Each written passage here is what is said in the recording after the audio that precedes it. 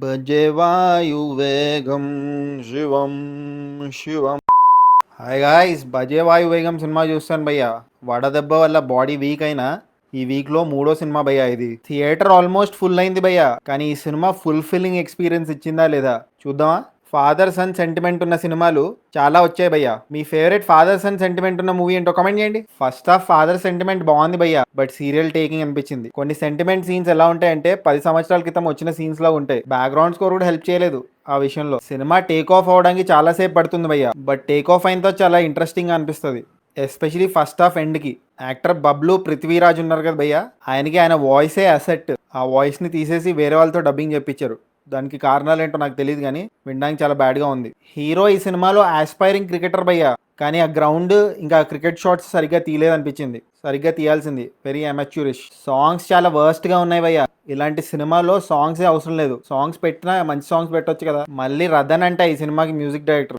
రథను. Hero ఇంకా heroine track లో అసలు డెప్తే లేదు భయ్య. అసలు హీరోయిన్ ఎందుకు లవ్ చేస్తుంది, ఆయన కోసం ఏమైనా చేయడానికి ఎందుకు రెడీ అవుతుందో మనకు అసలు అర్థమే కాదు. ఫస్ట్ హాఫ్ లో చాలా ట్విస్టులు ఉంటాయి భయ్య, అండ్ ఆ ట్విస్టులు చాలా ఇంట్రెస్టింగ్ గా ఉంటాయి. హీరో అండ్ కోకి చాలా ప్రాబ్లమ్స్ మీద ప్రాబ్లమ్స్ వస్తూ ఉంటాయి. చాలా రోజుల తర్వాత హ్యాపీ డేస్ లో టైసన్ ఉన్నారు కదా భయ్య, ఆయన ఈ సినిమాలో కనిపించారు. బట్ ఎప్పుడూ ఏడుస్తూనే ఉంటాడు ఈ సినిమాలో. హీరో కార్తికేయ పర్ఫార్మెన్స్ డీసెంట్ గానే ఉంది భయ్య, కానీ ఆయనతో ప్రాబ్లం ఏంటంటే ఆయన తప్ప ఎవరు చేయలేరా ఈ రోలు, ఎవరన్నా చేయొచ్చు అన్న ఫీలింగ్ కలుగుతుంది. అంత కరిజ్మాటిక్ హీరో కాదన్న ఫీలింగ్ వస్తుంది నాకు. బట్ ఓకే, డీసెంట్ గానే చేశారు ఆయన. ఈ మధ్య మీమ్స్ లో చాలా ఫేమస్ అయిన రవిశంకర్ గారు ఈ సినిమాలో మెయిన్ విలన్ భయ్య.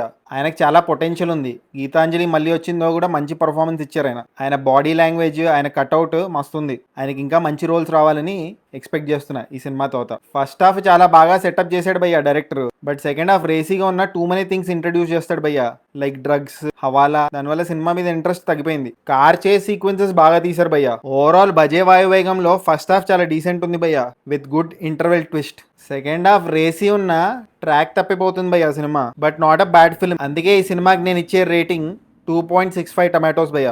ఒకవేళ మీరు ఈ సినిమా చూసిన మీరు ఎన్ని టమాటోస్ ఇస్తారో కామెంట్ చేయండి. కల్కికి సంబంధించి 2 ఎపిసోడ్స్ రిలీజ్ అయ్యి భయ్య, యానిమేటెడ్వి అమెజాన్ ప్రైమ్లో. సో అవి కూడా చూసేసాను, దాని రివ్యూ కూడా పెడతాను. సో జస్ట్ ఇన్ కేస్ మీరు సబ్స్క్రైబ్ చేసుకోకపోతే సబ్స్క్రైబ్ చేసుకోవచ్చు కదా.